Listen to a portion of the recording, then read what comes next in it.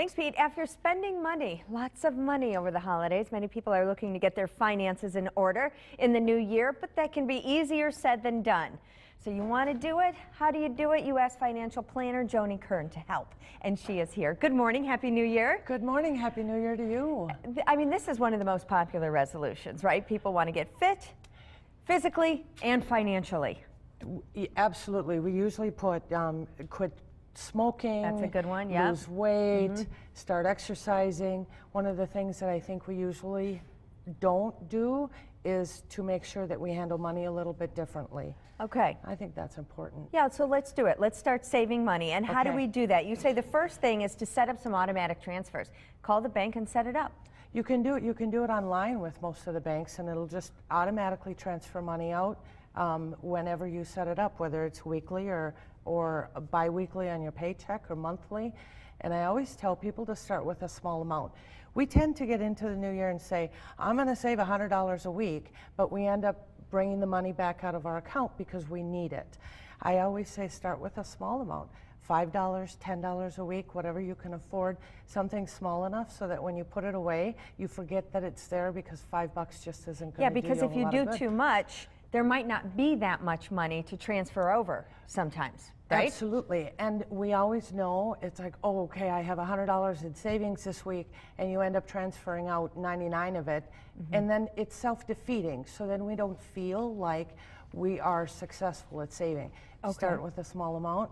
And then you feel good about that. You feel absolutely great about that. That you save some money at the end of the month. Get a can or box for a cash stash. We have at home, we have a jar that we keep our spare change in, but you say go a little bit above that, right? Well, we have a jug that we put all of our change in. I also have a cash stash, and it literally is a little miniature metal trash can that if I have an extra buck in my purse, I will put it in there. It's amazing how fast that amount will grow. And then why do that? Because it's a little bit more of a savings. It just gives you another layer of financial security and financial savings in case you run into something. I also think it's a great idea if you have the entire family involved with putting dollars in there, that you can treat yourself to a family night out, pizza and a movie, or whatever you want to do when you have enough money in there. And it's a family reward. I love that idea. It is, and it's a great way to get the entire family thinking about being financially responsible. We need to teach our kids how to do that, or they're going to grow up to be adults that can't manage money. And you say put the family on a weekly budget. How do you do that? Yeah, I take out cash on the same day every single week so that I know how much we're going to have, and you have to make that money last throughout the week, and you can't cheat. Say you take your money out on Friday, you can't take it out on Thursday the following week. I think what it teaches us is it teaches us how to differentiate between what we want and what we need, and how to make sure that we are sticking to our guns every single week. And that's hard to do.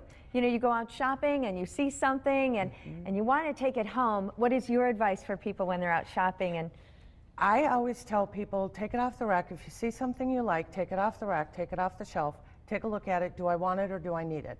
If you want it, put it back. If you need it, put it in the cart. There's a huge difference with that. You know, we can go out, there's all these clearance sales now, so we go out and there's sweaters for a couple of bucks, or there's jeans that are on sale. Too good to pass up. It is too good to pass up, but if we don't need it, it's a waste of our money. Even if it's a little amount. Absolutely. And finally, you say, Joni says, remember that money is precious. Tell yourself this is a precious commodity. That's one of the things that being on a cash budget does, is when you start running down to your last few bucks, all of a sudden you say, do I need this blouse off the rack for $2, or do I need a jug of milk? We forget that we may not have next week's paycheck. We keep saying, oh, we have next week's paycheck. I'll get caught up next month. What if something happens and you don't have that? If we treat money as if it's a precious commodity, we will respect it a whole lot more, and we'll end up in a whole lot better shape at the end of the year.